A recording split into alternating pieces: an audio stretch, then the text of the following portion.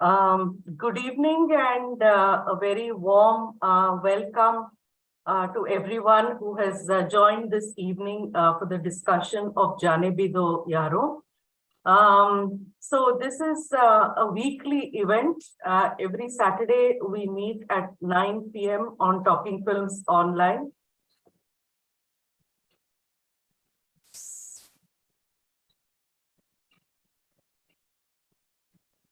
So this is a weekly event, I was saying, and we go live at 9 p.m. Every evening, and we discuss a pre-decided film on Talking Films Online. Talking Films Online, or TFO in short, is an informal coming together of academics, teachers, students, researchers, filmmakers, and cinephiles interested in cinema, more importantly, interested in talking and writing about cinema. This online group came together quite spontaneously during the pandemic and lockdown in June 2020. Dr. Geeta Vishwanath, who's a Baroda-based writer, artist, and cinephile, and I have been coordinating the activities of Talking Films Online since its inception. So far, we have organized. I request you all to mute yourselves. Please mute yourselves. Please mute yourselves. So far, we have organized more than 150 online events, which include weekly discussions on a pre-decided film, besides a few month-long film festivals and discussions. We've also been organizing a smartphone short film competition every year as a part of TFO anniversary celebrations. So it is on this year as well. And May 10th is the last date. If you haven't sent in your entries, this is open for people between 18 and 25 years of age. So students who have joined us, if you have a short film, 5 to 10 minute short film, do send us your entries. We get a very good panel of judges, jury every year for this competition. And the response has been wonderful. So this is the third year that we are organizing this competition. Our aim is to get a conversation going around cinema and to get as many people involved in the process as possible. All our events are online. Anyone and everyone interested in cinema is welcome to our forum. We have a blog called talkingfilmsonline.wordpress.com, where we encourage you to submit all kinds of writings on cinema. We also have a YouTube channel called Talking Films Online, where right now we are going live. On Facebook, we are a private group. We are also available on Instagram and WhatsApp as well. This evening, we will be discussing the film JAANE YAARON, a Hindi film that released in 1983. The film was suggested by Soumitra Roy. Dr. Soumitra Roy is an alumnus of the Department of English, now rechristened the Department of English and Culture Studies, the University of Burdwan, West Bengal. He is Associate Professor in English, Qazi Nazrul Islam Mahavidyalay, Churulia, West Bengal, where he has taught now for 22 years. He is faculty, he's been visiting faculty in a number of places, such as SKB University, Purulia, PG Department of English, TDB College, Raniganj, PG Department of English, Bidhan Chandra College, Asansol. He's also been Counselor of MA in English at IGNOU Asansol Center.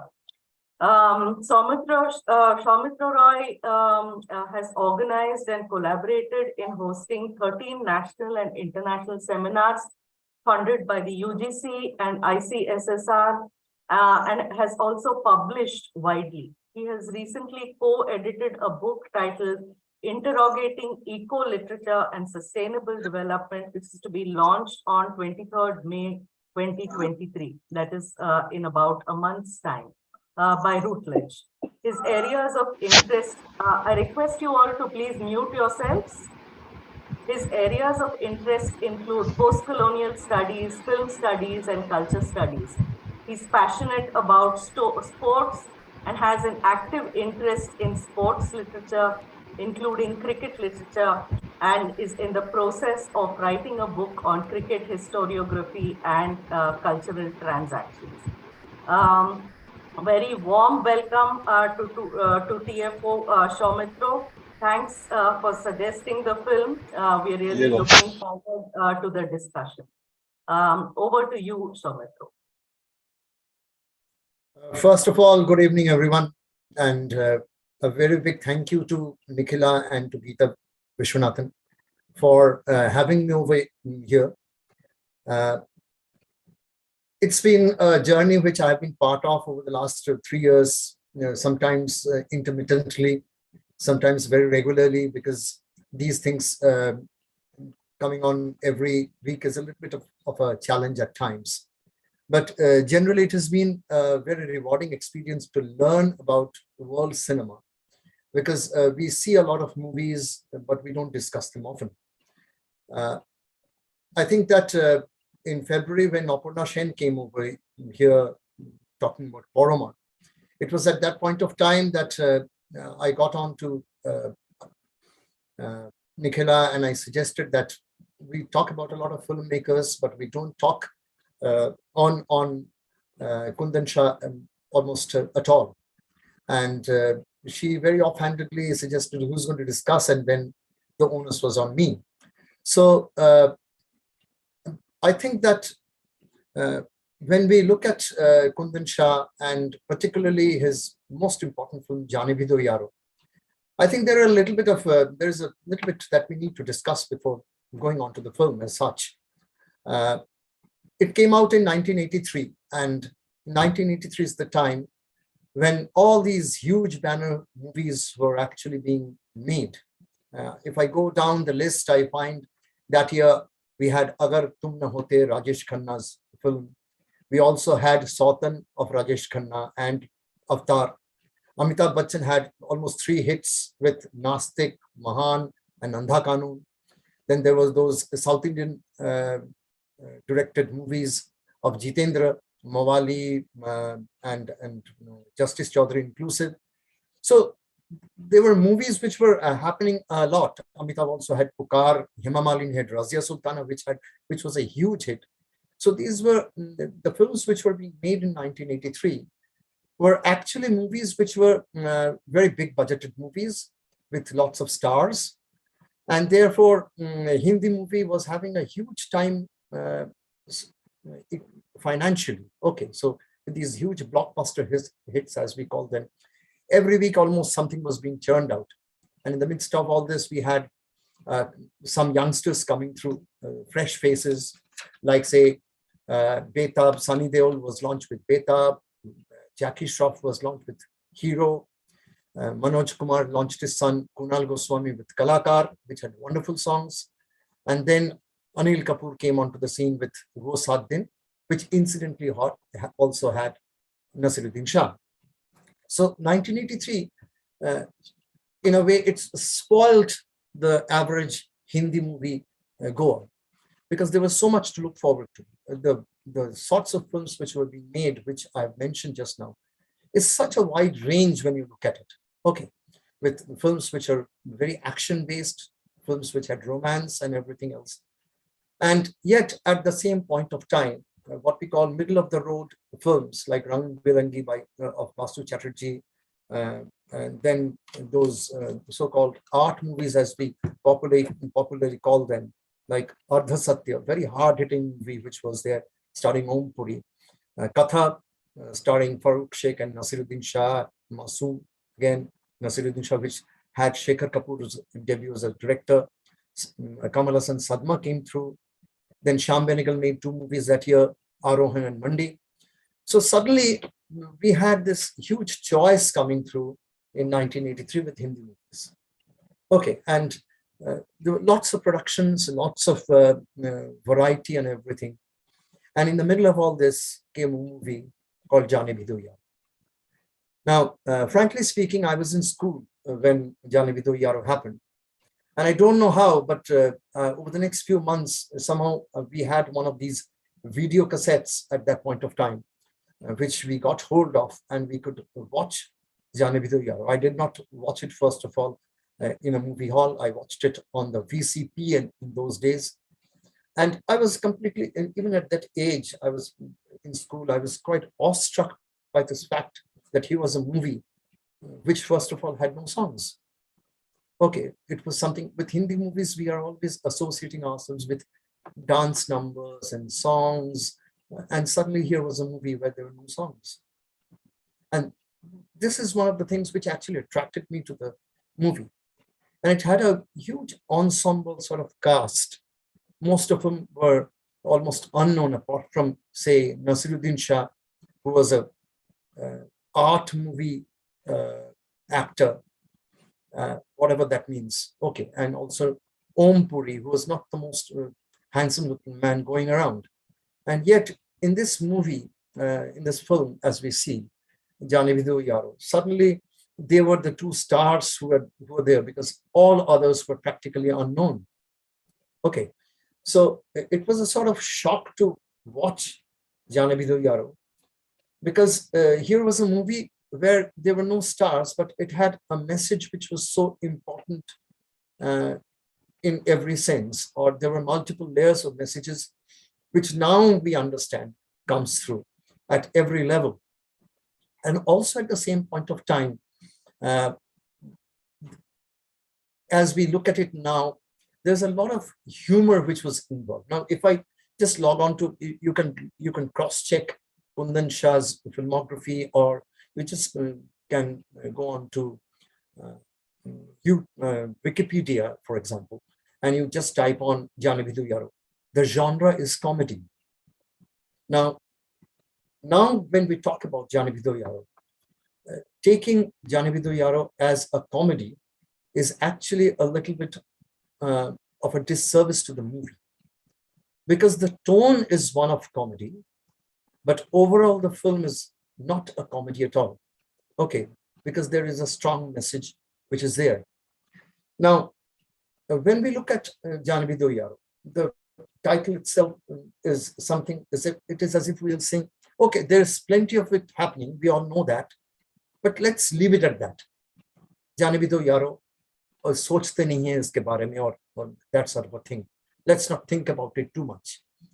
Now, which means that we are aware of what is happening around us, but we don't always care about what is happening around us.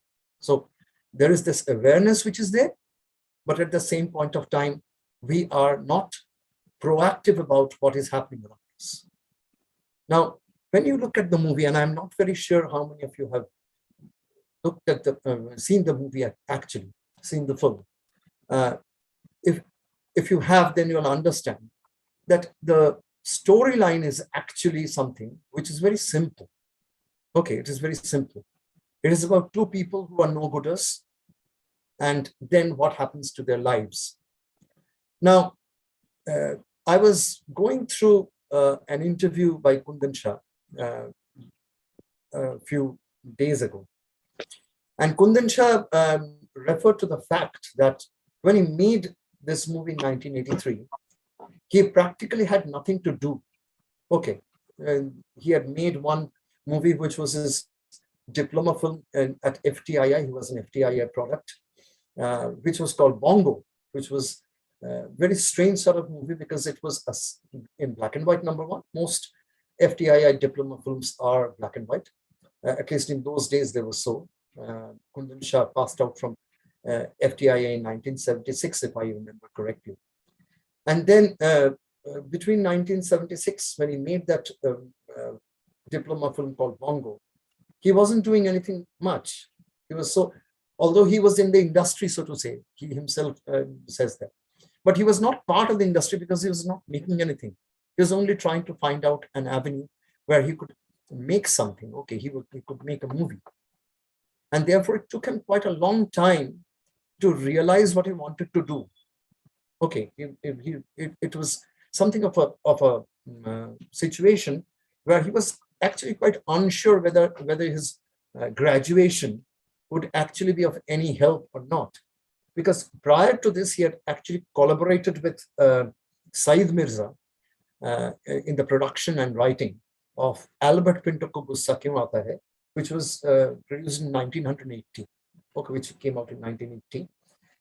And he had also been a production controller and part writer in Vidhu Vinod Chopra's debut movie called Sazaye Maut, which came out a year later in 1981.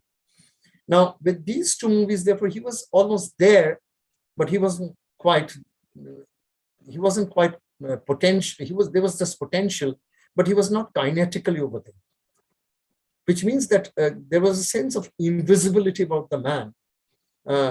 But he must have been doing something, which was that he was just looking around himself and trying to find out what next should he try to convey. And when he started writing JAANE Bhi Do Yaaron, his first reaction was that he had gone to meet two friends in Hyderabad who had become industrial photographers because they didn't have a job. They had passed out from FTII. One was a cameraman, another was in the editing department. And then there was so much of struggle for them that they went back to their hometown in Hyderabad, and they did almost nothing. And so Kundan Shah went and met them, and he found out that, like him, others were also not very sure about what they were trying to do. So they were completely out of work. They had potential, but there was no realization of that potential. Okay, and these two photographer, editor friends, they therefore came over to Bombay to try and make a living. Okay, so it was as if he was trying to tell them, "Aap log kya kar rahe ho? What are you people trying to do?" And they were saying, "We don't have anything, so we are trying to set up a studio by ourselves, because that is the nearest that we can do. We might as well shoot some stills for movies. We might do something else." And that was actually the genesis of this movie, because from those two unfortunate souls come the characters of Vinod and Sudhir, Nasiruddin Shah and Ravi Baswani. Now, very interesting is that if you look at the names of these two characters, as I just now have mentioned, Nasiruddin Shah is called Vinod Chopra and Ravi Baswani is called Sudhir Mishra. Now, Sudhir Mishra, we all know, is one of the friends of Kundan Shah. He's a director. He's also an actor. Okay, who's made some quite wonderful movies later on. And Vinod Chopra is the shorter form of Vidhu Vinod Chopra, who also has a very small role later on in this movie. At the start, he's not there. And he was one of those people who was in the production department. So it was almost as if he was naming these two characters after two of his friends who had nothing to, who were also struggling like him, who were trying to find out how do they belong to the industry. So from these two friends who were strugglers and were industrial photographers, he turned them into his protagonists in this movie. And then he named them after two of his friends who were just as much unfortunate for the moment at that point of time, who were as much struggling as he was. Okay, so there was a sense of communion between them. Now, to tell you very frankly, that if you look at that cast over there, leave out Nasiruddin Shah and Ompur, the rest of them all knew each other in a way because they were friends. Satish Kaushik, Meena Gupta, okay. And then you have Deepak Kazir, you have Rajesh Puri, Satish Shah. Satish Shah actually acted in the silent movie that called Bongo, which previously he had made as his diploma film. Okay, so and Rakesh Bedi had also been part of that. So there was this group of people he was comfortable with. All of them were trying to make something in life, and from that part comes JAANE Bhi Do Yaaron. Okay, it is not that they belong to the sunshine. It's not that, but they are trying to eke out a living somewhere, because in their hearts there's this passion that they want to make a movie. Okay, so Pankaj Kapoor or Meena Gupta or Satish Kaushik, all these character people, they were part of that group who were trying to make something of a name for themselves. And remember one thing, in 1983, when this movie came out, television still had not happened. Okay, so the alternative medium for finding work was still not there in India.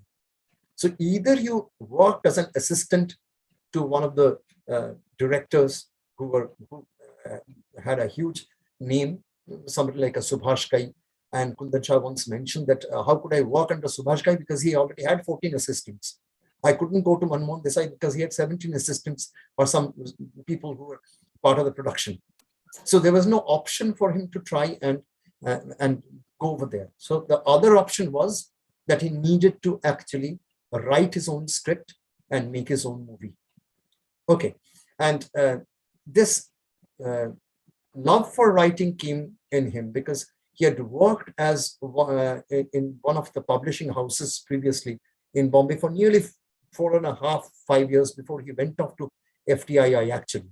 So all his experience of reading books, of looking at the life in Mumbai, okay, with his sense of, I don't know how you take it, but a sense of business acumen about what makes a thing tick, and his passion for movies all came together when he made JAANE Vidhu Yaaron.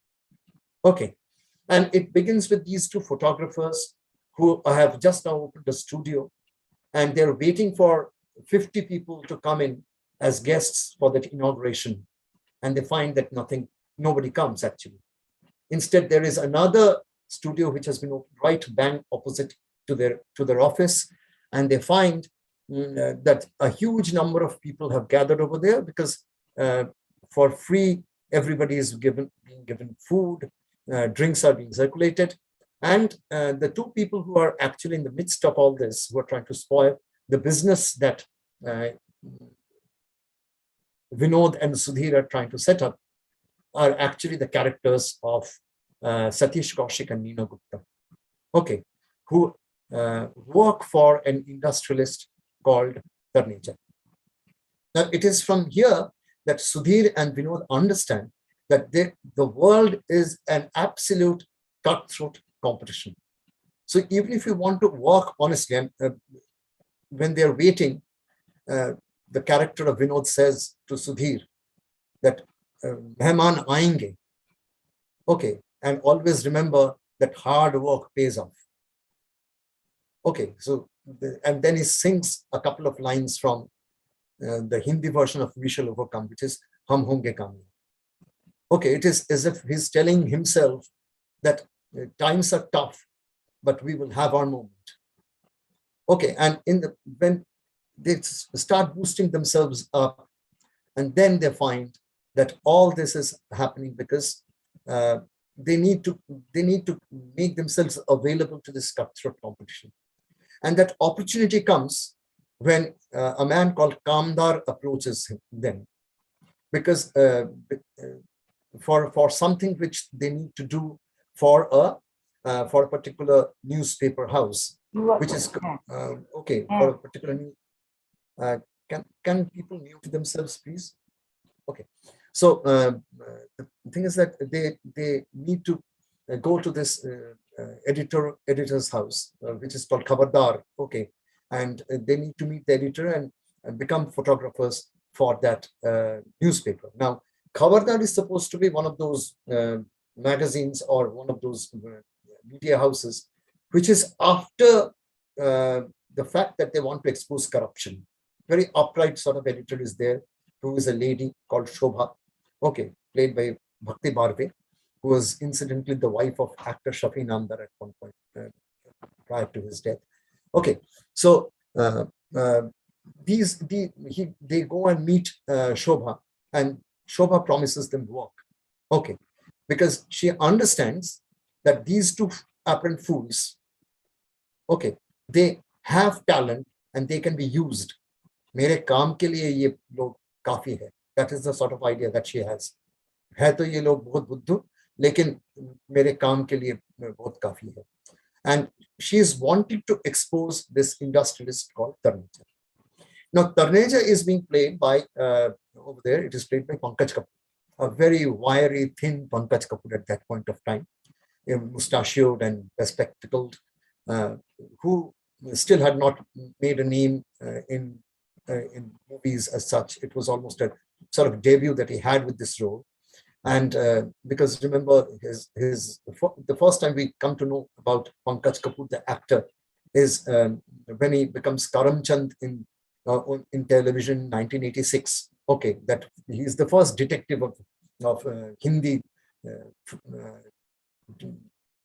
an actor who plays the detective's role in television, Hindi television. Okay, so Pankaj Kapoor is this very young, wiry man who is supposed to be the industrialist who owns a business empire called Tarneja Constructions. Okay, and Tarneja Constructions is trying to put up a building which is already of 23 floors, and he's trying to maximize his gains. So he has two cronies, one of them played by, he has a secretary called Ashok, and very interesting surname is there, Nambudiripad, which is perhaps a borrowing from the well-known Marxist leader. Okay, but he is a Mumbaikar and he speaks very nice Hindi and all that. And Ashok is a very loyal sort of guy to this Tarneja. He will do whatever the boss tells. And there is this girl who works over there, played by Neena Gupta. And typically, in a sense, what Kundan Shah does over there is that Kundan Shah actually uses Neena Gupta's character, just as we had the characters of, say, Bindu or Helen as the gangster small in Bollywood movies. It is almost an archetypal sort of character, very loyal to the boss. Okay, there is a little bit of sensuality about her character too. Okay, who will flirt with others if the boss can gain from that.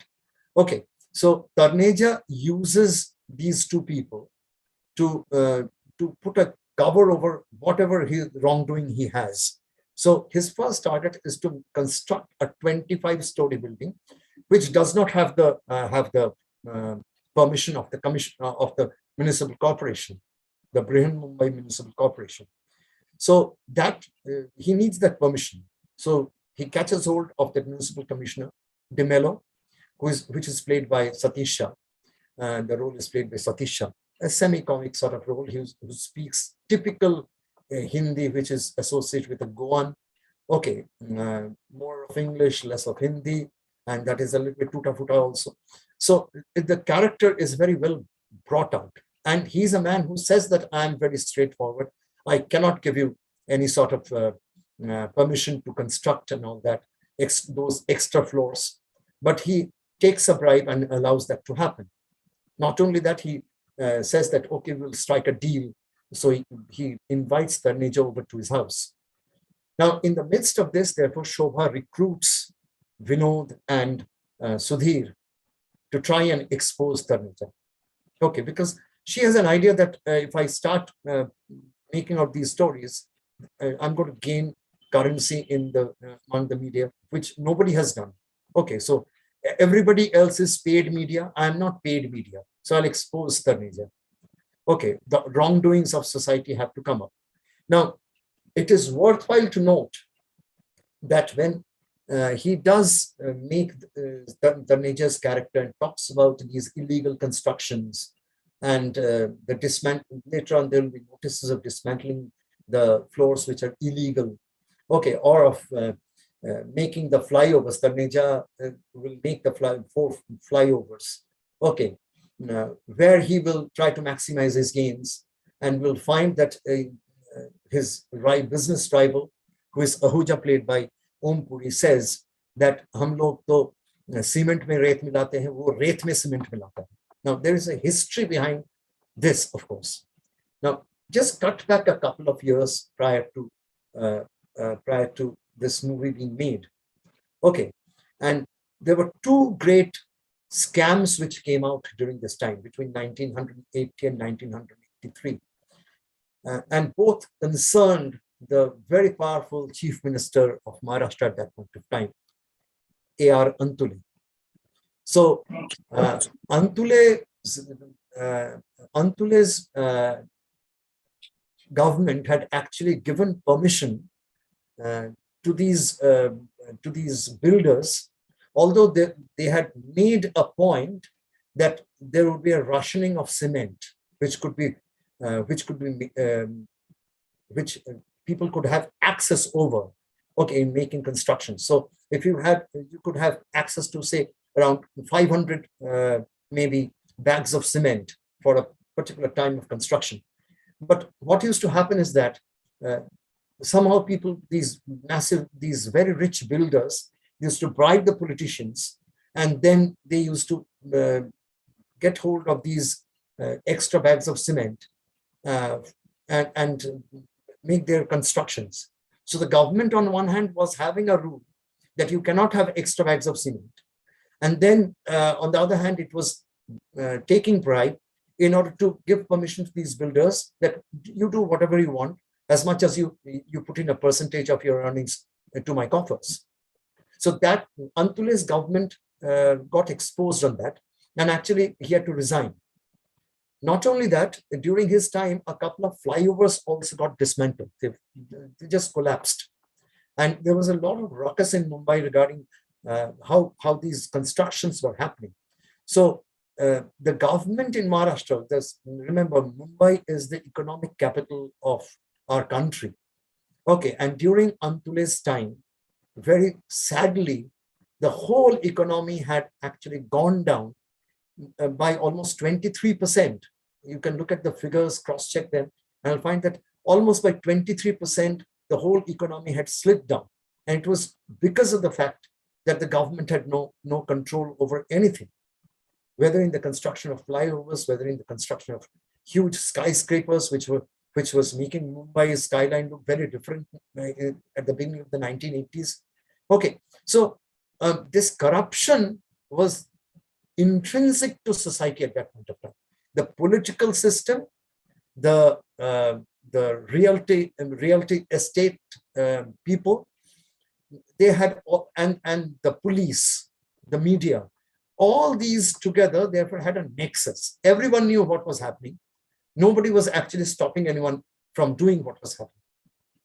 So the people who were there, the common people, they were completely flabbergasted as to what was happening to the state. Now, Kundan Shah did not wish to make a political film at all. He did not wish to make a political film, because if he had made a political film, his prior experience to that had been a little bit sad, actually, because he had tried to make a political film, and then he had found that there were no takers, actually. Okay, his financiers did not back him, so he had to shelve that project. So he understood that if he spoke something very directly, something like, say, Ardha Satya, okay, which came out that year. So he had to be very brutal about what he did, and he was not a man who could be very brutal. All filmmakers are not the same way. No two human beings are the same. So Kundan Shah did not wish to be brutal towards the system, but he wanted to point out to the fact that the system is actually not working. There is something wrong about the system, and you have to try and bring out the truth about the system having collapsed. That there is a nexus between the builders, the rich business class, the politicians, the local municipal officers, and the media. Everyone was involved. You had to expose that. But if you made a very brutal sort of film, perhaps the censors would have a problem. So what he did was that he took up the genre of comedy to create the content, but his idea was the same. Okay, because I was listening to that interview again, I referred to it. And over there, Kundan Shah says that he was the secretary of his housing where he lived, the housing society where he lived. And he found out that the water coming out from the gutters was actually mixing with the drinking water in that housing society. And he went to the corporation and they said, it's fine, this happens in Mumbai. Okay, and if you want, and he said that I want some bags of cement, which he was not allowed to have, because there was supposed to be this rationing of the cement which was happening. So the average people, if they went on, the common man, if they went on and tried to get hold of these articles, these materials, for purposes which were very genuine, the system would not allow them to get hold of those. But people, if they belong to the richer class, the business class, if they belong to, say, the municipal corporation, then this rule would not be there. So Kundan Shah he was very angry actually in the system. Okay. And therefore, when he takes up the character of, say, Tarneja and Ahuja and these two people, and the character of Bhakti Barve, who is Shobhaji, the editor, he's actually trying to point out to what is happening in society. So Jaane Bhi Do Yaaro looks like a comedy. It has the tone of a comedy, but actually there is a very strong indictment against society. So there is this situation which he wants to talk about. Now, to continue with the storyline, what happens is that these two young people, young men, they get trapped. Okay, in trying to find out the truth which Shobhaji is wanting to bring out. So there are incidents where they have to barge into the beach house of Dimelo, okay, and impersonate themselves. Shobha and Vinod impersonate that they are husband-wife combination couple who actually have come over from Newsweek and the World, and they are trying to have an interview of Dimelo regarding the system that is running in his city. Okay, what he's thinking about Mumbai. Okay, and one becomes the photographer, or the reporter, and actually in the process of that, they fool this man and take the photographs of the tender papers which are lying over there, which are being revised at Dimelo's behest, so that the contract can go to Tarneja. So Tarneja has bribed Dimelo on his birthday by bringing a Swiss cake and everything else, and these people, they impersonate and come, and they get away with this thing, and all these photographs come out. And Shobha understands that this high-risk business of trying to expose people can actually be gone on through these two people, Vinod and Sudhir, because they are the handle through which she can use to get information, to get photographs. She needs evidence. Media needs evidence. And then she can concoct it in her own way and possibly blackmail even Tarneja. So when those reports come out and Tarneja sends in Ashok to find out why all this is being written, Dimelo tells Tarneja that, why are you allowing all these people to write things about me? They say that I'm corrupt. So he sends in Ashok, and Ashok invites them over, and it's a wonderful sort of thing. He invites over these people, and Ashok says that I will blow these people up. So Shobha, Sudhir, and Vinod, they will be blown up. Okay, there's this plan that under their chairs, there will be a time bomb. Okay, this is a very common thing which was there in the 1980s movies, because almost every sort of movie had this. You look at Parvarish, for example, Amitabh Bachchan's Parvarish. Okay, where there is this the sequence of the time bomb. Okay, or you look at the other movies. I can perhaps remember. I think there is a sequence in later in Kalia. Okay, where Amjad Khan is supposed to be blown up by one of his cronies. Okay, and then he discovers that, and he says, and the time bomb sequence is very common in Hindi movies. Okay, at least in the 1980s, it was very common to have a time bomb sequence. So over there is this time bomb sequence, and although the clock strikes, but the time bomb does not go off. And Sudhir and Vinod and others, they actually escape. Okay, they escape. And then the commissioner, the new commissioner, who is actually played by Deepak Kazir, okay, Commissioner Srivastav, he comes in talking about certain things. And then the bomb blows up. And Ashok has a very wide smile and says, "Sir, bomb phat gaya." And they're all in suit and in blackness. So the system has actually blown up upon them. That is what Kundan Shah is wanting to say. The system has blown up upon them, and they are trying to, they are part of it. So you can create, that system is dangerous. Okay, the system is dangerous, and at times the system will blow up on them. Can we have, okay, people muting themselves? Okay, so you can continue. Okay, so the system in the garb of a comedy, where the people who are trying to blow up the media and stop this exposure, actually what happens is that it doesn't happen that way. The system gets blown up itself. Okay, but the whole thing is not the way that these people will be killed. Okay, they're not killed, but the system has, it's like having egg on your own face. So these people have that sort of experience. Now, somewhere down the line in the movie, therefore, Taneja and his business rival, Ahuja, have to strike a deal. And it is one of those very comical sorts of sequences where Nasiruddin Shah calls up, he's also present in the meeting. He and Ravi Baswani, they impersonate themselves, again, the second part of the impersonation. And they go and impersonate themselves. And they are supposed to be Ahuja Saab's bodyguards. That means Om Puri's bodyguards. And then they find that almost Taneja and Ahuja have struck a deal. And that needs to be somehow, that needs to be dismantled, because that is what Shobha wants. Okay, the media doesn't want that these two people should come together. So what happens is that the system has to be destroyed. And in a wonderful sort of hilarious sort of sequence is that Nasiruddin Shah calls up Ashok over phone in that same house. Okay, and Ashok goes, and the code word is Albert Pinto ko gussa kyun aata hai. Okay, it is it's a movie, name of a movie which was made by Said Mirza, as I said, in 1980, which starred Nasiruddin Shah. Okay, and that is the tagline, that two people who are coming over there, they are actually talking, and from the same room, okay, in the same room, they talk over phone.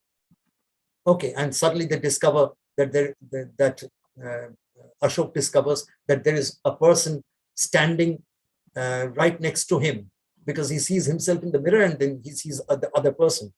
It is actually Nasiruddin Shah and Satish Kaushik, who have come to the same room, okay, while talking, because they're trying to escape others from knowing what they're talking about. Okay, and Ashok understands that there is this deal that will actually not be there. It is very dangerous to have a deal with Ahuja, because Ahuja has planned to have perhaps Taneja murdered, and that is the whole thing is in his head, and he's wearing a wig. So they start pulling at the hair of Ahuja, Om Puri, and Om Puri gets very angry and the deal falls through. Now, the crunch part of this movie comes when DeMello is killed. And Sudhir and Vinod, very accidentally, where they're trying to shoot photographs of flowers, because they're trying to go and participate in a photography contest, they suddenly discover that there is from behind the bushes in that garden where they shoot all these photographs, there is a sequence where you can see the hand of a person wearing a suit. The person is wearing a suit and he has a gun, and then there is another person who's apparently he's being shot and he's falling down. So in the dead of night, they go to that place. It is just behind a cemetery, and they discover that the man who has been killed, from two cufflinks, they discover that it is DeMello. Okay, and but the fact is that somehow the dead body gets, they don't get hold of the dead body. So they come and sit under a flyover, which has been made by Taneja, and they discuss where do they find the dead body. And then they discover that a coffin is coming through and the dead body is there, and it is DeMello's. So they try to take away the dead body, but in the rush of traffic, the dead body gets carried away. And then Om Puri chances upon that, as these two people start hunting for the dead body. Om Puri, who has this, Ahuja is a person who loves his alcohol. So he's completely pitch drunk in the dead of night, and he thinks that the man in the coffin the body has become a little bit erect.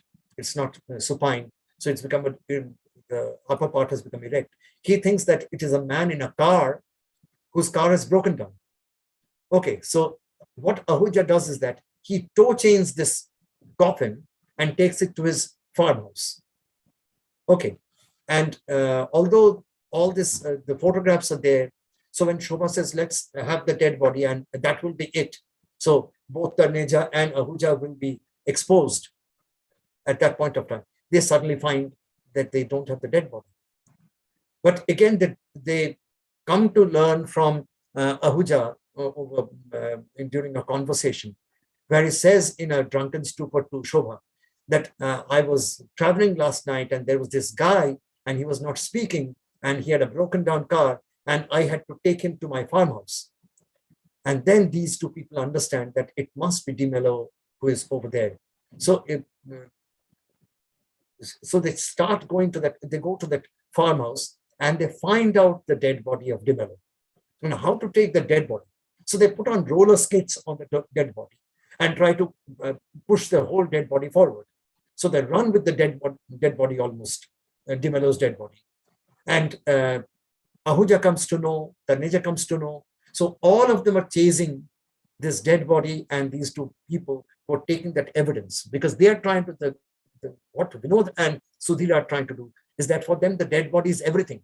It is their way of trying to have their rosy roti, because if they can take the dead body to Shobha, then what happens is that they are able to then tell to Shobha that we have the evidence, you can expose these people. That will be their claim to fame. Okay, and then they can go to the police and perhaps sue up the whole case. But it doesn't happen that way. So towards the last part of the movie, they actually rush forward with the dead body.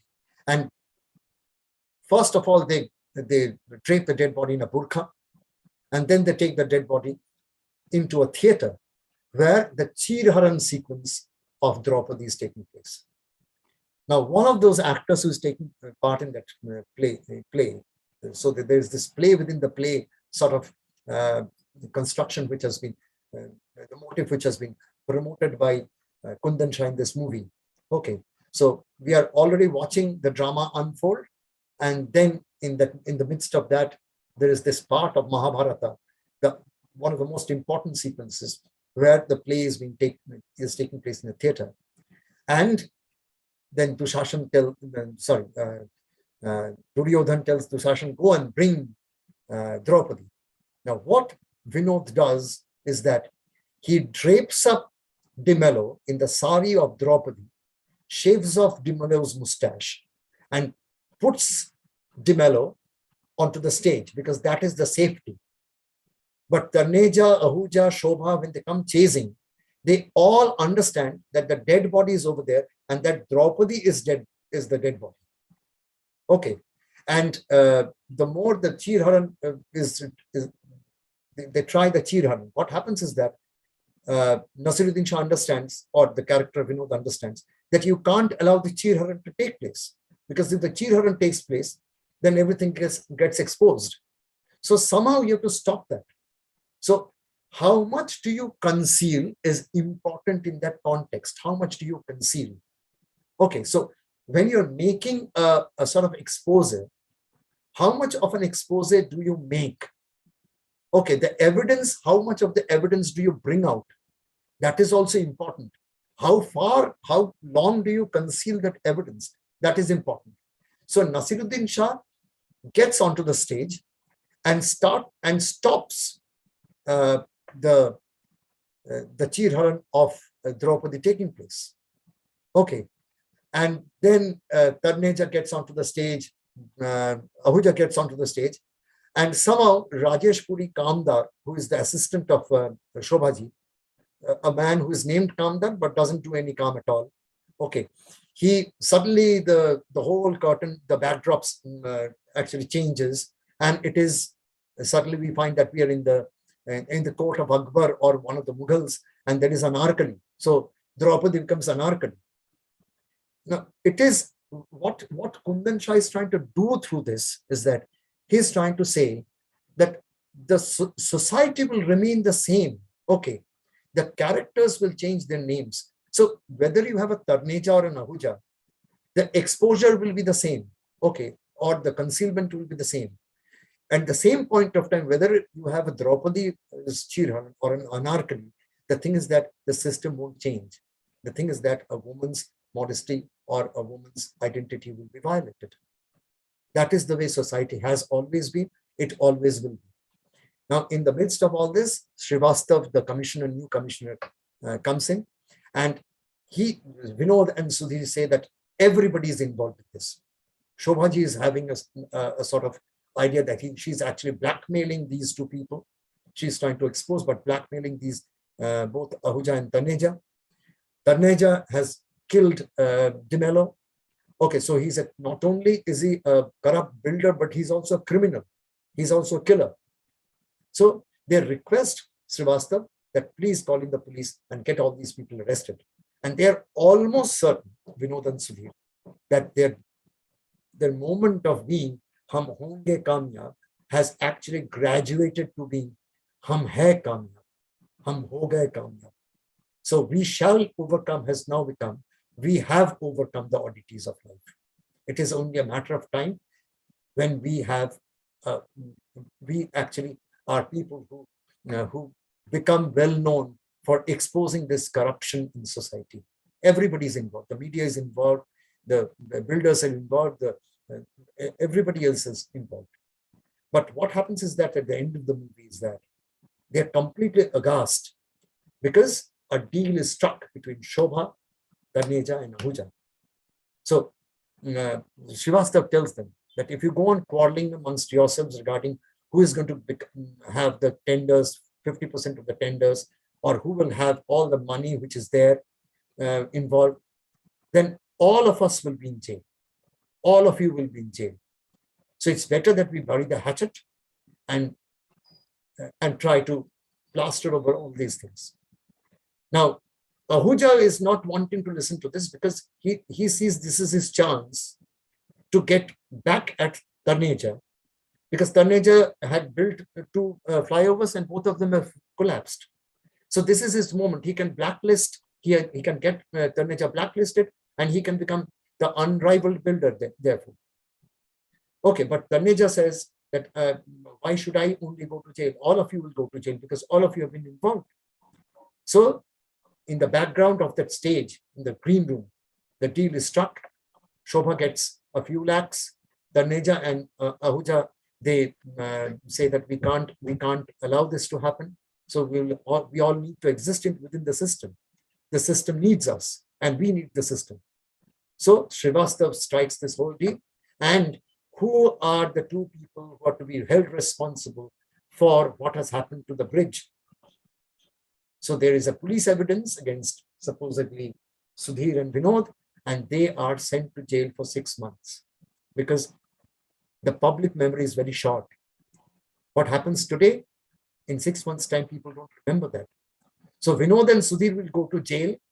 People will think that the actual culprits of people who brought down the jail, which is brought down the bridge, it is a sabotage, and these two people are the culprits. They will go to jail.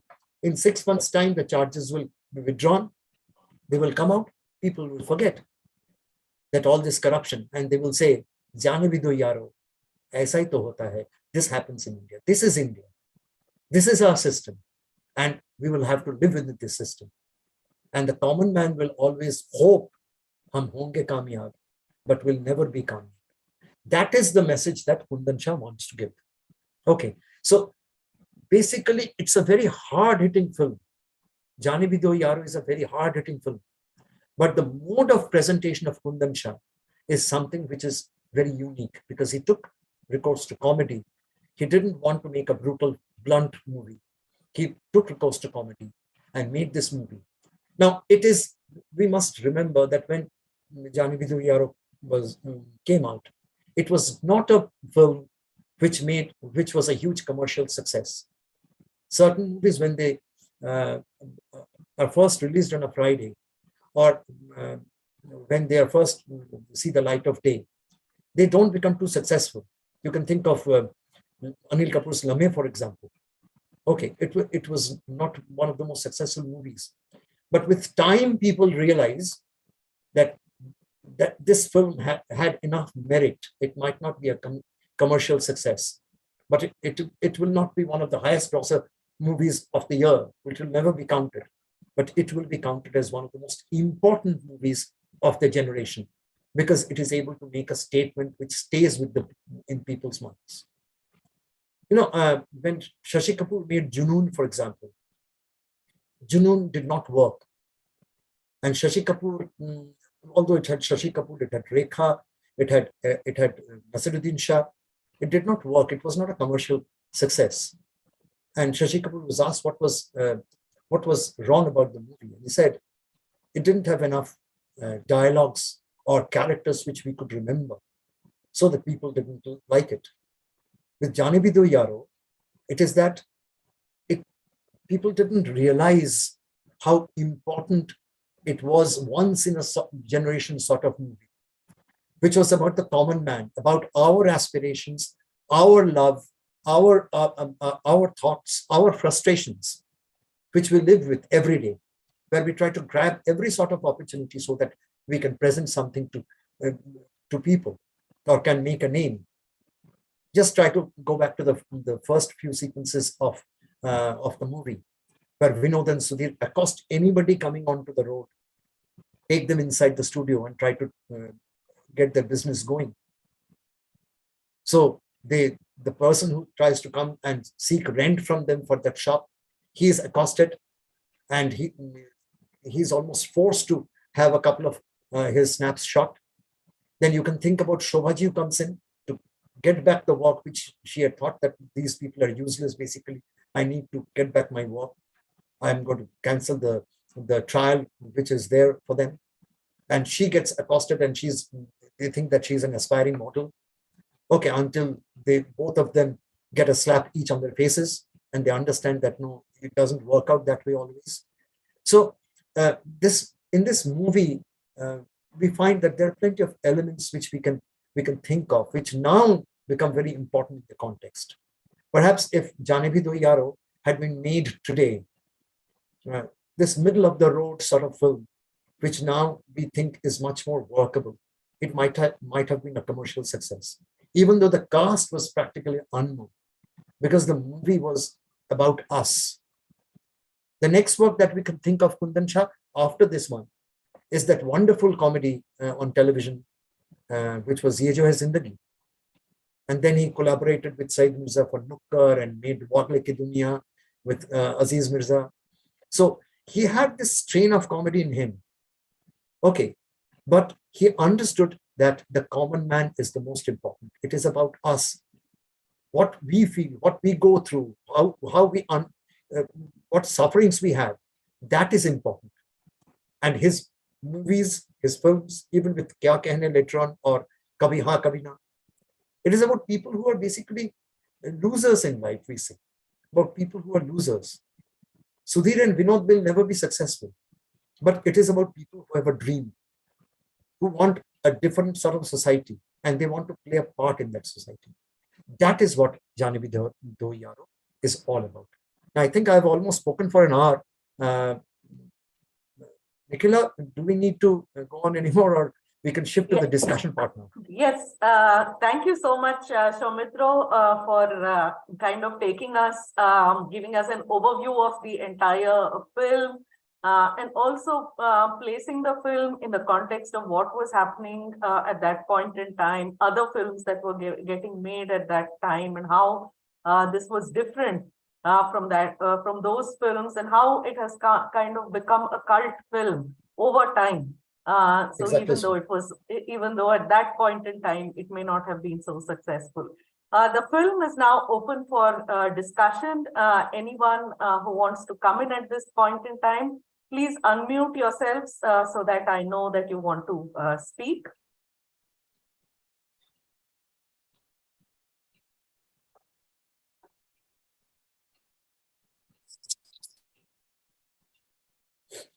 Yeah. Parna, do you want to come in? do you want to say anything about the film? Hello. Hello, yes, please go ahead. I'm sorry. I'm actually sick, so I don't want to talk because I have a bad throat. So I was just listening to the the symposium. So, but it was Okay, a that's fine. great That's fine. insight. I never would have thought that the film, we always thought it as like a comic film, but great talk by Professor Shomitra. Loved hearing it. Okay, thank you. Thank you. Anyone else would like to come in now? Okay, just to get the conversation going around the film. Yes, Shomitra, as you said, the mode of presentation of the film is certainly comic. In fact, it's kind of over the top comic sequences. Exactly. So. Exactly. Yeah. But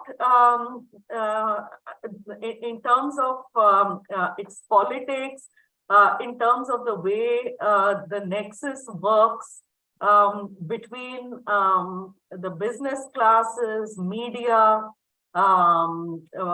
probably the bureaucracy, you have it all, the police, you have it all in the film.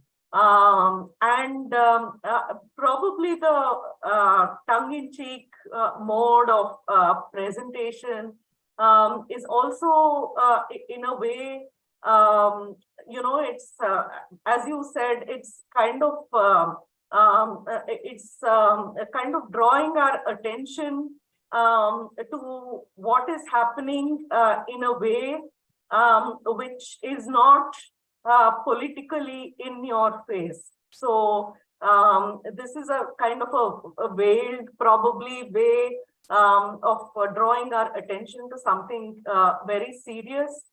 So it's not like a film like, let's say, Ardhasatya, which makes its politics explicit or makes its political statement in an explicit fashion, but this uses comedy, and the mode of presentation is comedy.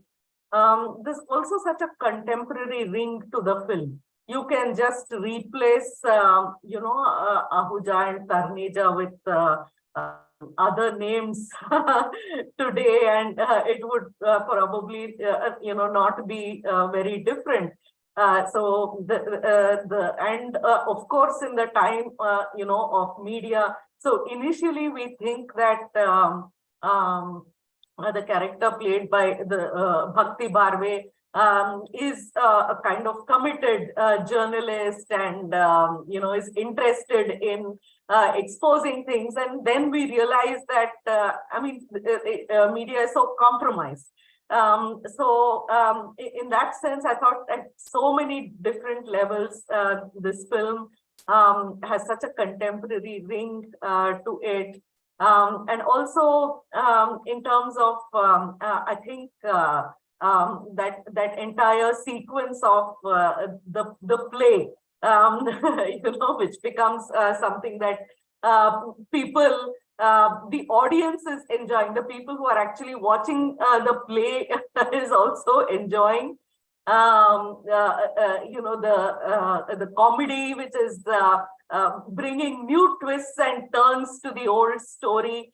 So as you said, and I hadn't thought about it in that fashion, maybe it is to give us, through this mishmash of Akbar and Mahabharata, maybe it is to give us a sense of things continue, the continuity rather than the break in what is happening. So I think it's a great choice of a film, and also a very nice way in which you have laid out the entire film for us.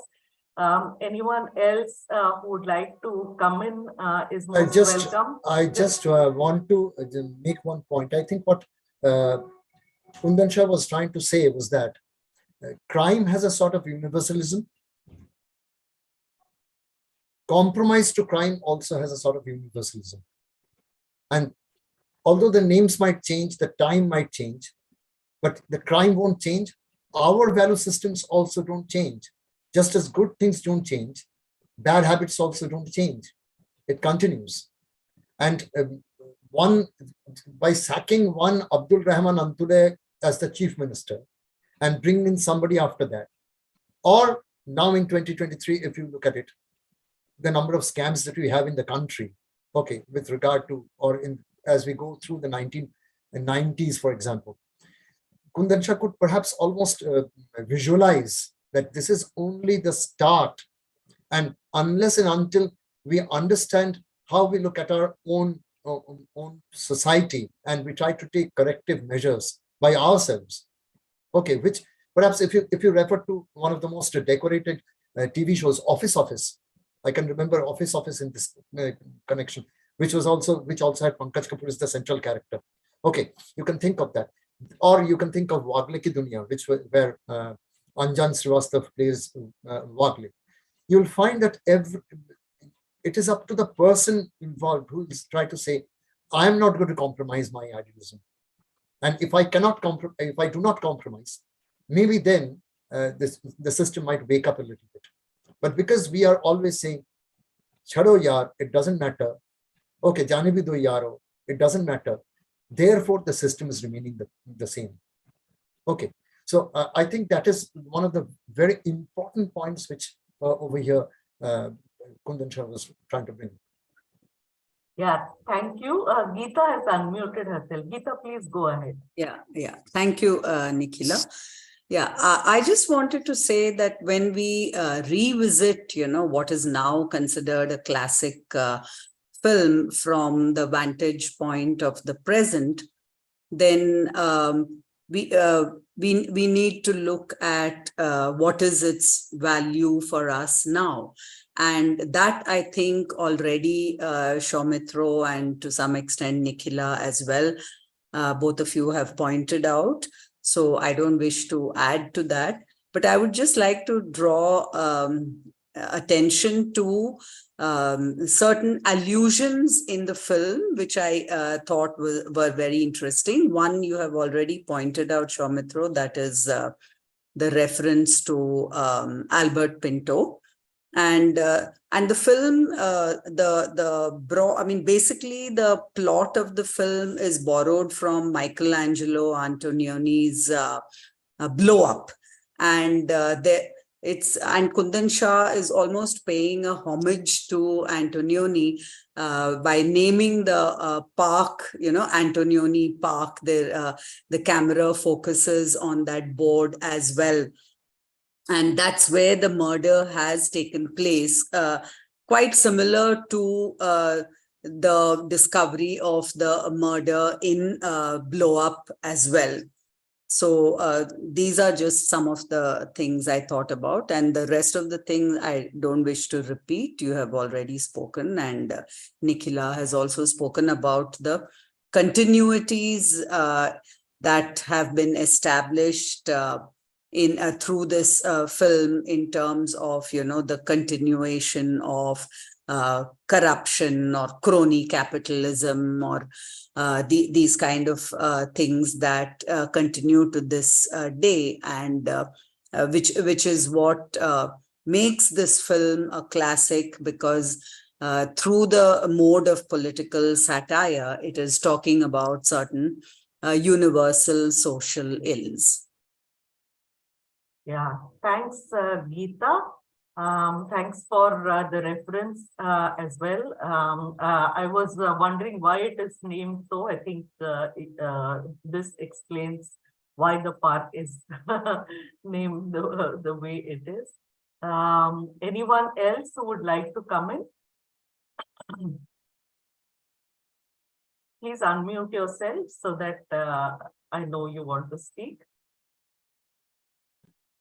Yeah, Sanjay, yes, please go ahead. Yeah, I wanted to add to what Geeta said. So the point of like allusions or intertextuality, like the film is paying homage to certain other films of Bollywood, either consciously or unconsciously, which establishes a connect with the audience. So, for example, when Vinod and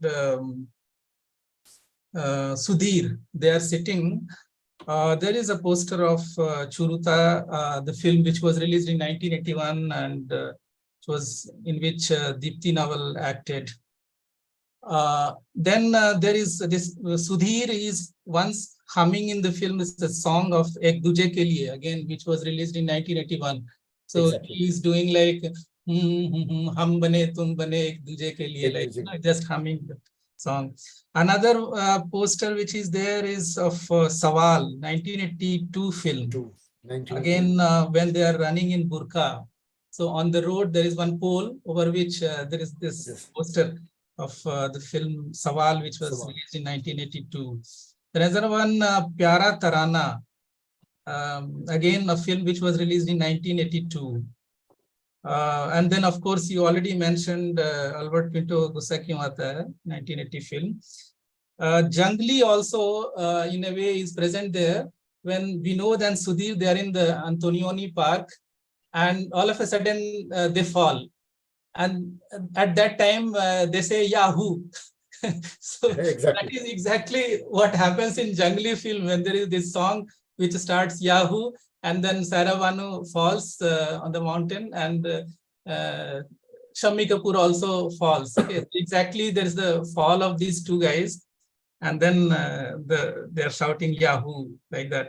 Uski Roti, again, that's actually earlier film, 1970, Money Calls film. That poster is also there. Besides that, there is this rock band which is mentioned, Osibisa. Osibisa, which had, yeah, it is mentioned when they are in burqa along with Satish Shah. Yes, exactly. And exactly. yeah, so that Raghupati Raghav Raja Ram, that so song is mentioned. That album was released in 1981 again. So it is referring to some contemporary cultural productions. Also, there is this photo session with the commissioner, played by Satisha. Yeah, so when he is posing, also we can think of at least I can think of Devanand in one of the poses, and Manoj Kumar covering his yeah. So there are certain allusions to other Hindi films. Besides the point of intertextuality, I was thinking of this play of Samuel Beckett, Waiting for Godot. Waiting for Godot. Yeah, so what happens, like Vladimir and Estragon, these two characters, these clownish figures, when they are waiting for Godot, here Sudhir and Vinod, they are waiting for customers. These customers, they do not come, and they cannot identify the real customers. It's like in Waiting for Godot, they have not seen Godot, and they don't know how Godot looks like and whether Godot will come or not. So finally, customers do not come, just as Godot doesn't come.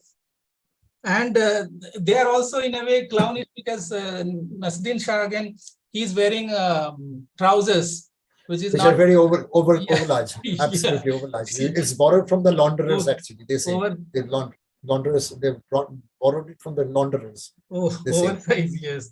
So he's complaining to his friend, and they are again, like, they are two friends who are always together, like in Waiting for Godot, Estragon and Vladimir, they are always together despite all adverse circumstances. It's also that there is a point when they are thinking of committing, I mean, it appears as if they may commit suicide. They are almost on the edge, the flyover from where they can fall. Okay. And that gives the impression that they are so disappointed, dejected, depressed in their life that now they want to end their life, but they do not. They do not end. That is also the point in Waiting for Godot, when Vladimir and Estragon, they decide to commit suicide, but they think that the branches of the tree will not sustain their weight and they won't be able to do that. So they drop the idea. Yeah, and another similarity I found that in Vladimir is dominant in Waiting for Godot the same way as Vinod is dominant, because every time he says that मैं तुमसे बड़ा हूँ, मेरी बात मानो, मैं तुमसे बड़ा हूँ, like he is trying to be dominant. the way Vladimir is dominant in compared to Estragon in Waiting for Godot. So there is certain power dynamic between the two characters while making the decisions, but there can also be certain differences. For example, there in Waiting for Godot, they are waiting, and what they are doing, some meaningless actions, some activities that we see them doing on the stage, which do not produce any result. So, but here again, they are doing some actions, some concrete actions, but at the end of it, again, there is no result. So the condition is absurd, which is a type of like an example of dark humor. The way André Breton defined it in his book in Anthology of Dark Humor, and he considered Jonathan Swift as the master of dark humor, mentioning the example of A Tale of a Tub and Gulliver's Travels. So for me, this film is almost like one of the best examples of dark humor in Hindi cinema.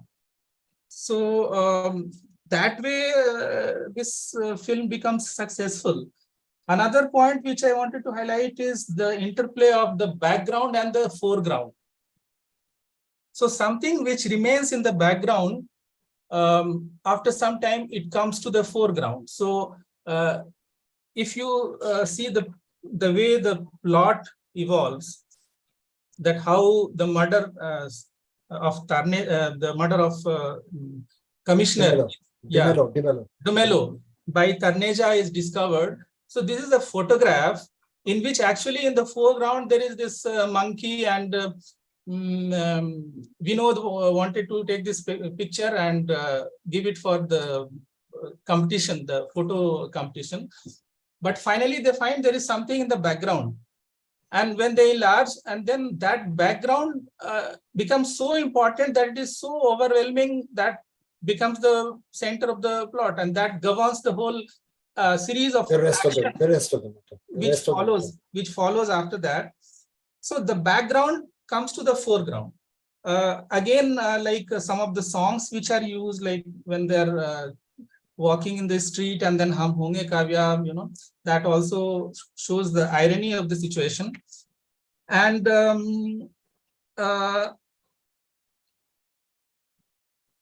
yeah, so I think there are certain ways in which it tries to present the interplay of the background and the foreground. Again, there is a quotation by J.R.D. Tata, which says that, Nikhila was talking about this, that how it becomes a comment on the contemporary politics. That again was in the background, but then after that camera focuses on it and we are forced to read it. And when we read it, it's a quotation by J.R.D. Tata at the press conference when this Pankaj Kapoor has brought this, invited these people, journalists. I think it says, I think it wrong for a businessman to run politics. Wrong for him to play a political role. So again, it's very contemporary. And then also there is in the office, in the office of Shobha, there is this quote in the background, from the poem of Robert Frost. The woods are lovely, dark and deep, but I have promises to keep, and miles to go before I sleep, and miles to go before I sleep. That again is very ironic, because immediately after that, Shobha says that sabka maqsad ek hi to hai. So it's like, ambition to climbing the social ladder, and it doesn't matter by hook or crook, by any means, by good or evil. You have to climb the social ladder. You have to follow your ambitions, and particularly in this film, through the corrupt means. So miles to go, it gives a different interpretation. It's a bit ironic that how she wants to do, because she is compromising now with the corrupt businessman for her own advancement. material advancement. So these are the aspects which I found very interesting in the film, and I wanted to say a few words about that. Other than that, thank you very much for your presentation, sir. Thank you so much, Sanjay. I just want to make one more point over here regarding, you just talked about the power dynamism between the two characters, okay, of Vinod and Sudhir. I think somewhere down the line, I think that there is also a little bit of Jay and Viru chemistry, which is there between Vinod and Sudhir. Okay, they, just as Vinod and Sudhir are no-gooders, but they stick together because that is their best chance to survive in society. They cannot try to live apart from each other. Whatever they have to make is to make with each other, because they have dreams of trying to set up a studio, in trying to earn a living. Just as in Sholay, you will find that Jay and Viru, they know that whatever happens, when they go to Thakur Saab's house, for example, and take up the challenge, they go to try and be thieves also over there. But they stick together, come what may, even at the cost of a life. I think that sort of Jaya-Viru sort of romance, that is also part of this movie. I think that is the small little inspiration might be there over, because remember, one of the most happening things in Hindi movies prior to the 1980s was Sholay. Okay, until Maine Pyar Kiya came, I think Sholay was the most important movie. Okay, and Jaya-Viru were absolutely the things that we wanted. These two guys, very simple, not so honest. Okay, but over here, honesty has to pay. Okay, again, you see that you're talking about all these things, and Nasiruddin Shah comes in on one occasion into the studio, and he finds that Sudhir is clicking pictures. Okay, is clicking pictures of a girl standing on the other side of the road, and he's zooming her up and saying, "Aur paas aao, aur paas aao." And he comes in and says, "Aur paas aa jaun," and then says, "You're wasting our time because nothing is happening in our lives." There is this what he wants to say, which you have referred with Waiting for Godot, that there is an existential vacuum in our lives. And we are not, if you continue to look at all these women and waste celluloid literally, because this was long before digital cameras came through.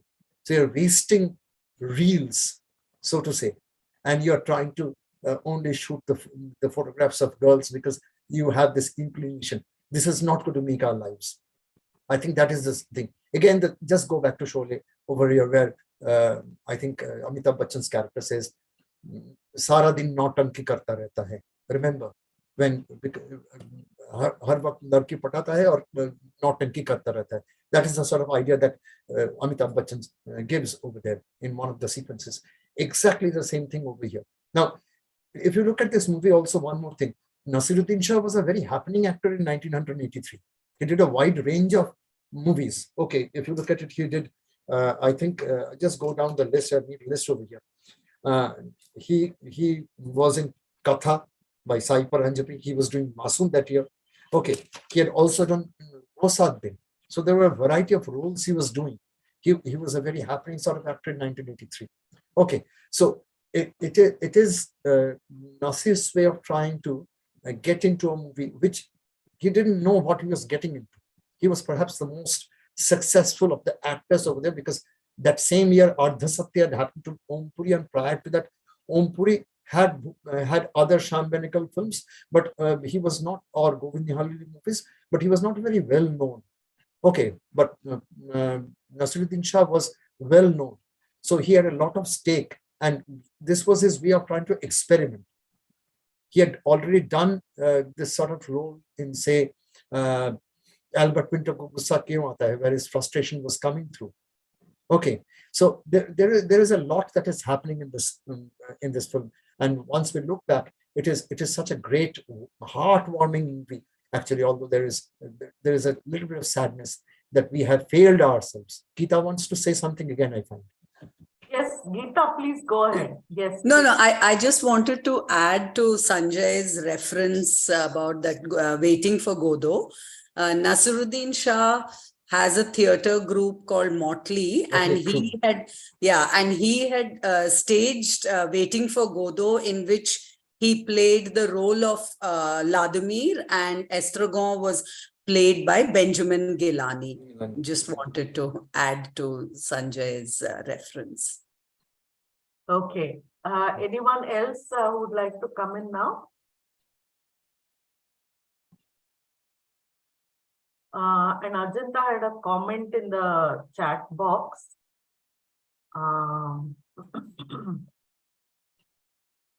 Where she said comedy is such an underrated genre. What a great choice of film. Wonderful lecture and discussion. Thank you so much, Okay. Ajanta. Thank you so much.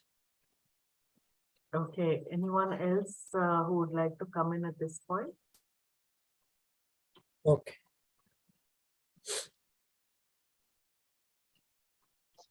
Nikhila, I'm just saying this because I Yes, want to yes. keep the discussion going. I never Yeah. realized there Yeah. were so many references. I just watched it and loved watching it.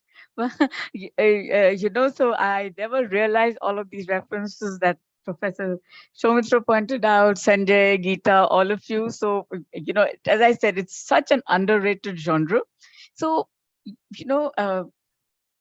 is there though, by suggesting that nothing changes, is there though, you say it's dark humor, right? But clearly things have changed, no, from the time of Anarkali and Akbar. Do you think Kundan Shah was being too pessimistic? Clearly, and I think the journalist character, she's also supposed to be a feminist, no? So those were also kind of loaded signifiers, and she also becomes compromised. So do you think there's also that? As I said, I've just seen the film so many times, but seen it completely uncritically. So I'm just really so enjoying the discussion. I think, Ajanta, with the point that you talked about Bhakti Bharve's character, Shobha's character, where she at the start we think that she is a sort of a revolutionary character. She's completely different from the rest of the media. Then she is feminist. And then you'll find that there is one sequence where she wants actually Vinod to go to Tarneja's beach house. Okay, Tarneja's house, and where the deal is to be struck between Tarneja and Ahuja. And she draws the curtain, and almost in a sort of way through her words, she seduces this character literally and says, मैं भी तो कोशिश कर रही हूँ, मैं भी तो अकेली हूँ, मैंने सोचा था कि कोई मेरे साथ होगा, मेरा कोई जीवन साथी होगा, she says. And at the end of it, through all that talk, Vinod says, and she asks Vinod, क्या तुम मेरे दिल के धड़कन सुन सकते हो, जान सकते हो क्या हो रहा है मेरे अंदर? And he says, yes, I understand it. I can listen to your heart, and I know that I have to go to the Major's house. Okay, so it is a sort of thing where she severely compromises herself. Okay, in one of the earlier sequences, for example, when the machine of the printing press, it actually breaks down, she is wearing a much more workman-like dress, and she goes under the machine and starts working on it to put it back into action.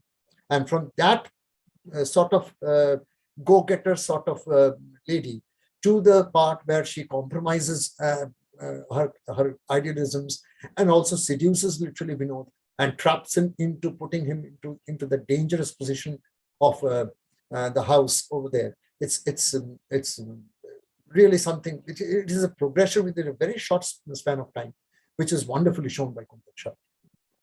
Yeah, Professor, so maybe, sorry, but that's also what, and it's just something that occurred to me now. So there are, everybody in a sense is in the world is compromised, yeah, as you rightly pointed out. And the women especially are kind of very caricatured,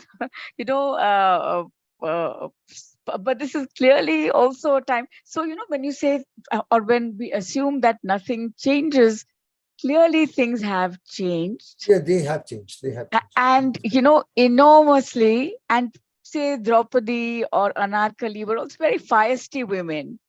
And not people. So, if you look at it from that, I love the film, but this is just, to kind of keep the conversation going, because the women are not shown in very sort of, heroic light or whatever, So And the worst part, yeah. Huh. yes, actually, the worst part is perhaps the character of Neena Gupta, because she's almost, as I said, something like Bindu or Helen or Padma Khanna in the very commercial movies. Okay, she's literally the gangster small over there. Okay, and the way she dresses, the way she talks, even the way she flirts with De Mello, and later on the way she behaves, it is that sort of a character. It's if you look at it now, I think if you were to ask Neena Gupta, she would say it was pretty demeaning, because the roles that she has done later on in life, she would say it was pretty demeaning doing that. That character was very demeaning. Okay, and actually, there is I I read an interview somewhere of Neena Gupta where she said that after JAANE Bhi Do Yaaro, she was only offered roles like that, which were small little roles where she was trying to do the same thing, had to dress up the same way and talk the same way and flirt the same way. It was that sort of a thing. And then she decided, come what may, I'm not going to do it. And the next best role that she had after a hiatus of 3 years was actually in Khandan, that TV series called Khandan, where she played a very strong woman. I think that is the sort of, if you look at an actor's progression, I think from being what she was in JAANE Bhi Do Yaaro to later refusing all these roles and going on to that role in Khandan, and then later on, much later with Saas and everything else. It is a way where she says that we have to change the perception about women. That is the thing also. Yeah, Sure, thank you. Yeah, thank you, Ajanta. So on Facebook too, where I'm sharing this, Ivy Hunstuck has asked, is this a comedy film with Satisha and Nasiruddin Shah? I loved it, she says, and she says it's a political satire. Anyone else here who would like to come in?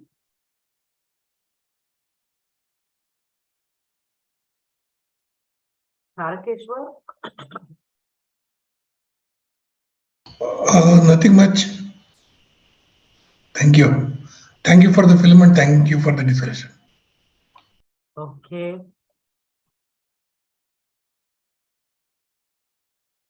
Okay. If there are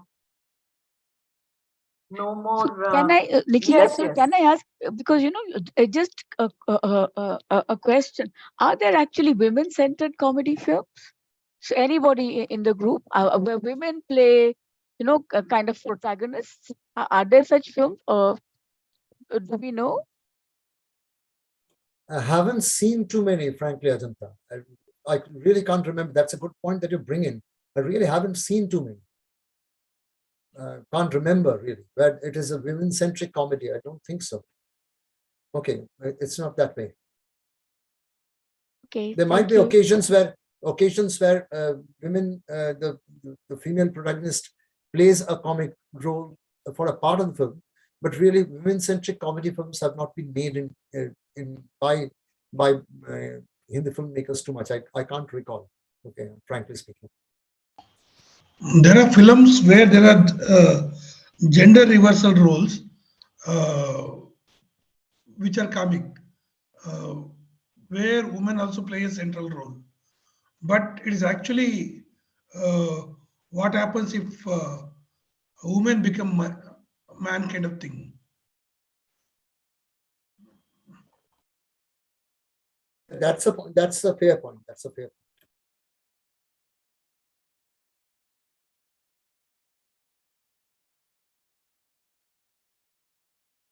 Else?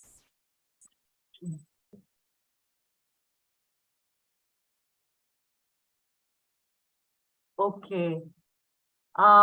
If there are no more comments, I think we've had a great discussion of a wonderful cult classic film. Thank you, Soumitra, for suggesting the film, and all of you who've joined the discussion today. Next week too, we will be discussing Bangla film. Yes, I will be putting up the post soon. So do join the discussion next Saturday.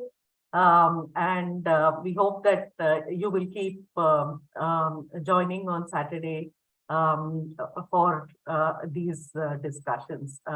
So have a very good weekend, good night, and see you next week. Thank you so much, Thank everyone, you. for this great Thank you, opportunity. Soumitra. Absolutely thrilled. Thank you so much. Thank you. I loved it. Thank Thank you. you. Really Good loved night, it. everyone. Thank you. See you next week. Thank you. Good night. Thank you very much. Good night. Thank you. Bye bye. Bye. Good